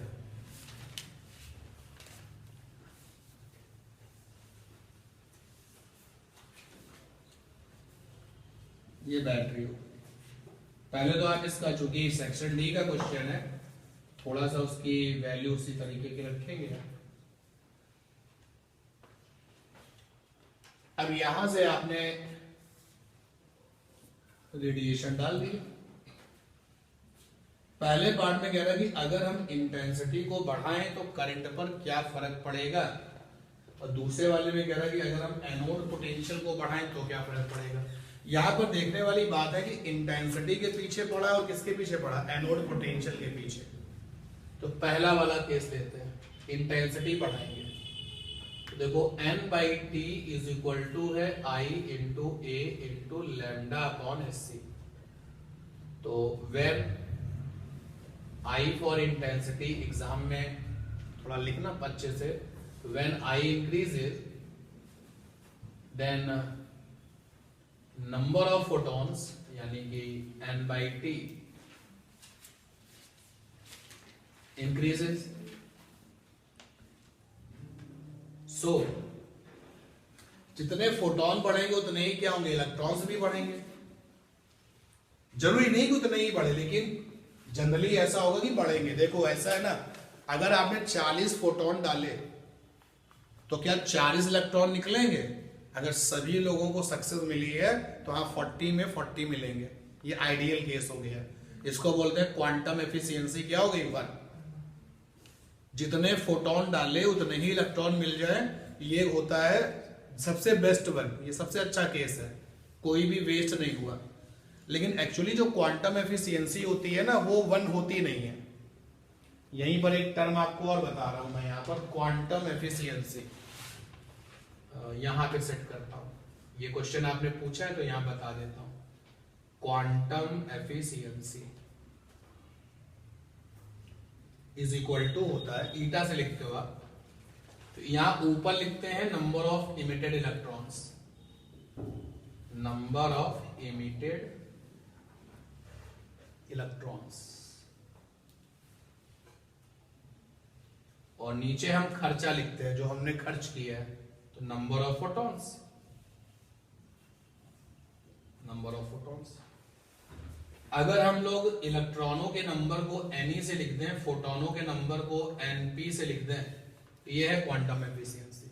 जनरली ये 1 नहीं होती है, जनरली ये 1 नहीं होती है। लेकिन फिर भी अगर फोटॉन्स का नंबर बढ़ रहा है तो थोड़ा बहुत सही इलेक्ट्रॉन का नंबर तो बढ़ेगा ही बढ़ेगा। ऐसा तो नहीं इलेक्ट्रॉन का नंबर नहीं बढ़ेगा। तो डेफिनेटली हम कह सकते हैं कि फोटॉन्स बढ़ेंगे तो intensity increases, the number of photons n/t increases, so electron emissions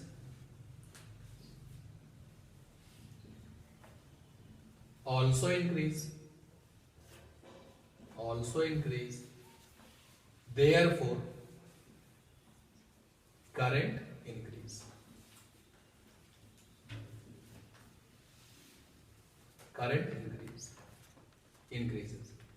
इसके बाद में फिर हमने वो डायग्राम बना दिया।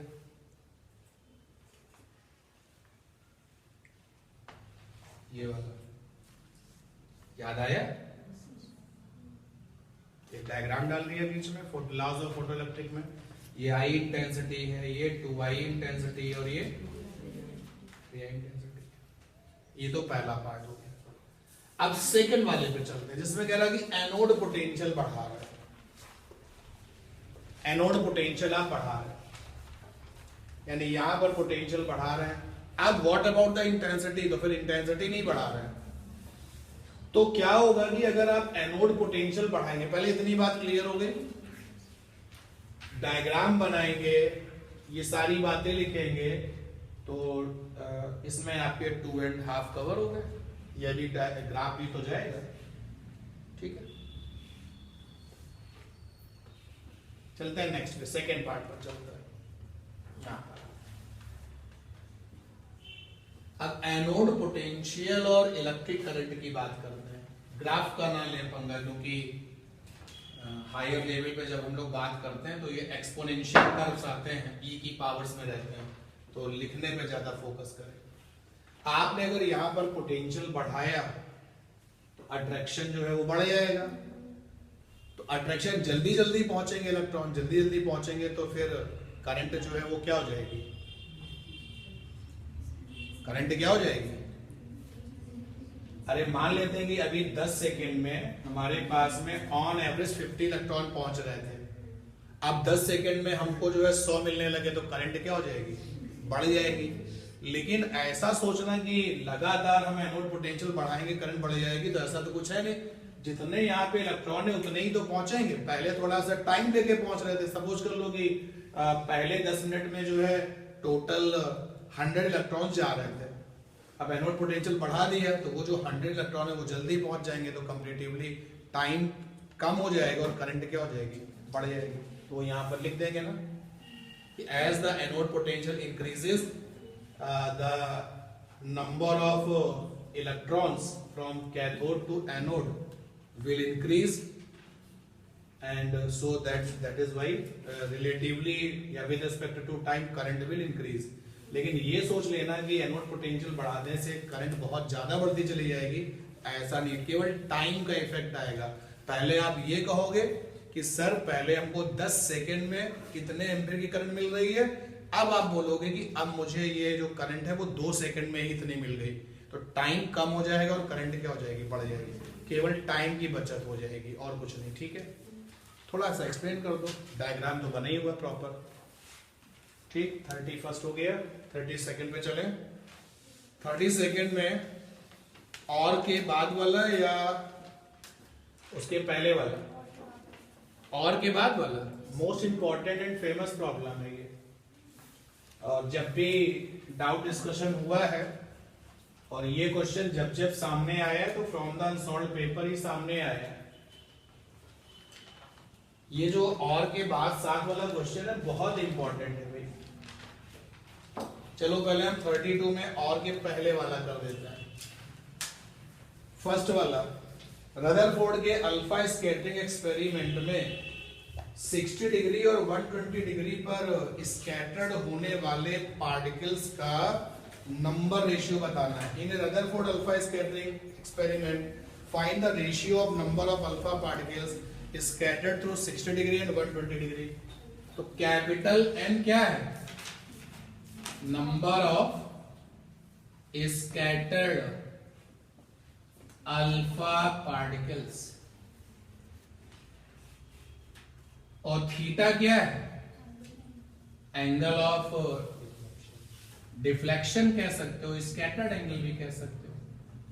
और बहुत ही यूनिक तरीके से आपको बताया गया N में और थीटा में ये कनेक्शन होता है ना, बोलो रदरफोर्ड के एक्सपेरिमेंट में। तो यहां से फंडा आ जाएगा N1 बाई N2,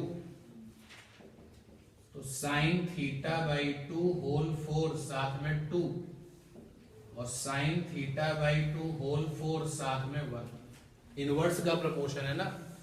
पहला वाला जो थीटा है वो 60 है और जो बाद वाला थीटा है वो 120 है।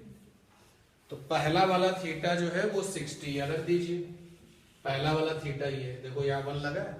आप चाहो तो यहाँ 1 लगा सकते हो और आपके लिए थोड़ा सा मीनिंगफुल हो जाएगा। ठीक है, तो पहला वाला थीटा 60 है, दूसरा वाला थीटा आपका 120 है। यहां से आ जाएगा साइन 60, साइन 60 की वैल्यू कितनी होती है √3/2, तो √3 4 बार मल्टीप्लाई करोगे 3 3 9, 81 अपॉन में कितना हो जाएगा 2 2 4 2 16, कितना हो जाएगा 64, ऊपर 9 होगा। साइन 60 की वैल्यू √3/2 होती है ना, √3/2 4 टाइम्स, अच्छा हाँ ऊपर 9 होगा और अपॉन में कितना हो जाएगा 2 2 4 2 8 2 16 और नीचे साइन 30 हो जाएगा, साइन 30 मींस हाफ यानी कि 1/60, कितना आ जाएगा 9:1। ये तो आपका फर्स्ट पार्ट हो गया 31 का 32 का, ठीक है। सेकेंड पार्ट में पूछा गया है कि an alpha particle of energy 5 million electron volt is scattered through the 180 degree. तो 180 डिग्री पर जब स्कैटरिंग होती थी तो वो जो डिस्टेंस होती थी that is called the distance of closest distance, closest distance approach. तो आगे पूछा गया कि through 180 degree by the stationary uranium nucleus find the distance of the closest approach. तो क्लोजेस्ट अप्रोच का फार्मूला याद है कितना होता है 2ZE² अपॉन 4πε0 के माने kinetic energy, up to uranium का जेड कितना होता है 92। बोलो भाई, नहीं याद है तो कोई बात नहीं, वो तो देगा प्रोवाइड करेगा। चलो अच्छा जेड हम यहां पे यूरेनियम का डाल देते हैं, तो जेड यूरेनियम का E मतलब 1.6 माइनस का 19 होल स्क्वायर और 1/4πε0 और है यहां पर। चलो फार्मूले के बाद पहले सेट करें इसको, 1/4πε0 2ZE² और k कितना है, तो यहां पर अब देखो 1/4πε0 जिंदाबाद है, कैपिटल के कितना है 5 मिलियन इलेक्ट्रॉन वोल्ट, इसको जूल बनाओ भाई, 5 × 10⁶ × 1.6 माइनस का 90, ये जूल हो गया, ठीक है। पहले मिलियन इलेक्ट्रॉन वोल्ट से इलेक्ट्रॉन वोल्ट बना, उसके बाद इलेक्ट्रॉन वोल्ट से जूल बना दिया। ई पता है यूरेनियम का जेड कितना है 92, और नहीं अगर पता है तो कोई बात नहीं, आपको प्रोवाइड करेगा। मुझे इतना कंफर्म है सॉल्व करने पर आंसर कितना आएगा अप्रोक्सीमेट इक्वल टू 10⁻⁻15 या 14 मीटर, जो तुम लिखना चाहो, ठीक है, सॉल्व हो जाएगा। जो दूसरा वाला है इसी के जो साथ में और वाला है उसकी स्टार्टिंग कैसे करेंगे, देखिए जो और वाला क्वेश्चन है पढ़ के देखिए। Alpha particle after passing through the potential difference capital V volt collides with a nucleus. If the atomic number of the nucleus is capital Z, then prove that the distance of the closest approach of the alpha particle to the nucleus will be 14.4 Z/V। आगे angstrom. तो जब ये question हमको मिलता है तो start कैसे करते हैं, यहां से स्टार्ट करते हैं 32 का और वाला, क्वेश्चन नंबर 32 और वाला सीधे हम लिखेंगे, यहां से स्टार्ट करेंगे। Distance of closest approach R0 is equal to, लिख देंगे पूरा, distance of closest approach R0 is equal to 2ZE² upon 4πε0 k, जहां पर Z क्या है बताएंगे, K क्या है बताएंगे, K क्या है काइनेटिक एनर्जी अल्फा पार्टिकल की, Z क्या है, Z क्या है, वैसे एक्सपेरिमेंट के अकॉर्डिंग चले तो गोल्ड की फाइल थी ना, तो गोल्ड का जो न्यूक्लियस है उसका Z है 79, और यहां पर इस क्वेश्चन में Z को Z रखना है, कोई प्रॉब्लम नहीं, तो आप यहां बताओगे Z एटॉमिक नंबर है, K अल्फा पार्टिकल की काइनेटिक एनर्जी है, Z यहां पर है एटॉमिक नंबर ऑफ टारगेट जिसकी तरफ अल्फा पार्टिकल को फेंका गया है टकराने के लिए, और ये है kinetic energy of alpha particle. इसके बाद K बराबर लिखा Q into delta V। K alpha particle का Q क्या होता है 2E और डेल्टा V पोटेंशियल डिफरेंस रख दीजिए। R nought is equal to 2ZE square 4 pi epsilon nought. K की जगह पर आ गया 2E साथ में भी, क्योंकि अल्फा पार्टिकल पे चार्ज होता है इलेक्ट्रॉन का जस्ट डबल। सॉल्व कर लीजिए यहाँ पर 1/4 पाई एप्सिलॉन नॉट अलग कर लिया, 2 ने 2 को खत्म कर दिया, E बचा और Z बचा, V बचा। ये लिखा 9 इंटू 10 की पावर 9, E आया 1.6 माइनस का 19 Z अपॉन V। सॉल्व किया तो ये आ गया 14.4 10 की power minus 10 Z upon V। और अगर हम एंगस्ट्रॉम में ले लें तो ये हट जाएगा, प्रूफ हो गया भाई। ये तो मीटर हुआ ना, SI में सारा काम किया तुमने। और 14.4 Z अपॉन V और ये क्या बन गया, ठीक है। सेक्शन डी में और कोई क्वेश्चन?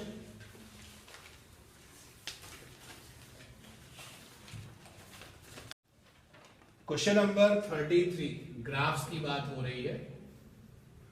तो 33 में सेकेंड वाले की हम बात कर रहे हैं, v max versus frequency graph. ये वी मैक्स स्पीड वाला वी मैक्स है, क्योंकि मैक्स जो टर्म है वो किसके लिए यूज होता है, काइनेटिक एनर्जी के लिए। तो मैंने पहले इक्वेशन लिखा। अच्छा, जो पहले होता है ना वो y एक्सिस पर जाता है, वो y एक्सिस पर जाता है, जो बाद में होता है वो x एक्सिस पर जाता है। तो पहले इक्वेशन लिख लिया, फिर मैं y एक्सिस वाले टर्म्स को वन साइड लेने की कोशिश कर रहा हूं। 2 से मल्टीप्लाई किया, ये पहले आया, ये पहला पार्ट, फिर ये 2 से मल्टीप्लाई किया 2h ने, m से डिवाइड कर दिया 2h बाई एफ, साथ में न्यू और 2 5 बाई एफ। अब कंफर्मेशन करते हैं कि ये ग्राफ जो है वो क्या स्ट्रेट लाइन होगा। तो v मैक्स की जगह पे y लिख दिया, ये बन गया y स्क्वायर, क्योंकि v मैक्स ने कहां पर कब्जा किया हुआ है, y एक्सिस पर कब्जा किया हुआ है। और ये 2h बाई एम क्या है, कांस्टेंट है कि नहीं। और यहां पे x लिख दिया, क्योंकि फ्रीक्वेंसी ने कहां कब्जा किया, x एक्सिस पर किया, और ये भी क्या है, कांस्टेंट। क्या ये स्ट्रेट लाइन को सपोर्ट करने वाली इक्वेशन है? नहीं है। तो आप बताओगे जो ग्राफ होगा वो कैसा होगा, स्ट्रेट लाइन तो नहीं होगा। तो क्या लिखें? अब ग्राफ बनाना है, देयर आर द 2 ऑप्शंस। या तो तुम्हें ऑल द पॉसिबल ग्राफ पता हो, और या फिर दूसरा तरीका है कि कुछ x की वैल्यू लो, यानी न्यू की कुछ वैल्यू लो, और उसके लिए तुम y निकालो और डॉट्स बनाओ, फिर ग्राफ बना दो। तो जरा देखना ग्राफ कैसा बनता है। लेकिन हम यहां पर ये कंफर्म कर रहे हैं कि v max versus frequency graph will be non linear. देखो, अगर वो स्ट्रेट लाइन होता तो कंफर्म कहते हैं straight line, and we have all the straight line, बना के भी दिखा देते, बता दिया। ग्राफ कैसा होगा, नॉन लीनियर होगा। अब नॉन लीनियर में समवन इज आस्किंग कि कैसा होगा, तो फिर इस कांस्टेंट की जो वैल्यू है, भाई मेरे पास क्वेश्चन में वर्ग फंक्शन है थोड़ी ना मेरे पास, तो हम कुछ एज्यूम करें कि हमने चलो इस मेटल को लिया है या इस सरफेस को लिया है, उसका ये है, और ये m किसका, इलेक्ट्रॉन का है, तो ये कांस्टेंट कुछ ना कुछ आ जाएगा। और ये कांस्टेंट भी कुछ ना कुछ आ जाएगा, फिर वैल्यू पुटअप करें, आंसर निकालते जाए, डॉट्स बनाते जाए। बट ये कंफर्म हो गया, ये ग्राफ स्ट्रेट लाइन नहीं होगा, क्योंकि इस इक्वेशन का look y is equal to constant x plus minus constant x जैसा नहीं। अच्छा बताओ कैसा होगा, कोई बोला कि नाम बताओ ग्राफ का, बोला नाम बताओ, ये नॉन लीनियर लिख करके तो आप छूट गए, अब आसानी से छूट रहे हो। नाम बताओ, स्ट्रेट लाइन तो नहीं होगा। अब नॉन लीनियर में वो सर्कल जैसा होगा क्या, या फिर हाइपरबोला होगा? याद रखो कैसा होगा, पैराबोला। क्योंकि पैराबोला की कंडीशन होती है अगर इक्वेशन में y पर मैक्सिमम 2 पावर है और x पर 1 पावर है, या x पर 2 पावर है और y पर 1 पावर है, तो ग्राफ कैसा होता है, पैराबोला। तो अब आप एक स्टेप और बढ़ा सकते हैं, ग्राफ कैसा होगा, पैराबोलिक। ठीक है, और कोई क्वेश्चन सेक्शन डी का? अब थोड़ा सा जाना घर पर कि भाई जो स्पेशली यहाँ पर मैथमेटिक्स वाले लोग हैं उनके लिए ये आसान होना चाहिए। पैराबोला भी डिफरेंट डिफरेंट होते हैं ना। अगर मैं कुछ पैराबोला यहाँ बनाऊं, देखो ये भी पैराबोला है, ये भी पैराबोला है, ये भी पैराबोला है, ये पैराबोला है, बहुत सारे पैराबोला बन सकते हैं ना। ऐसे कौन सा पैराबोला बनेगा, तो मैथमेटिक्स वाले लोग जान सकते हैं। क्योंकि हमें यहाँ पे कॉमनली बायो और मैथ दोनों के साथ में आंसर रखना है, तो बस ग्राफ बनाने के चक्कर में ना पड़े। ये हो गया, और एक चीज हो गया कि ये ग्राफ कैसा होगा, पैराबोला। ठीक है,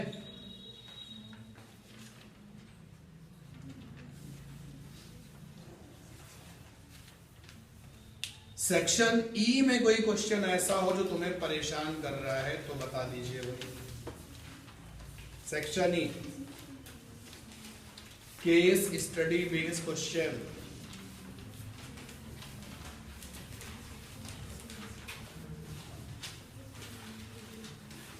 है कोई?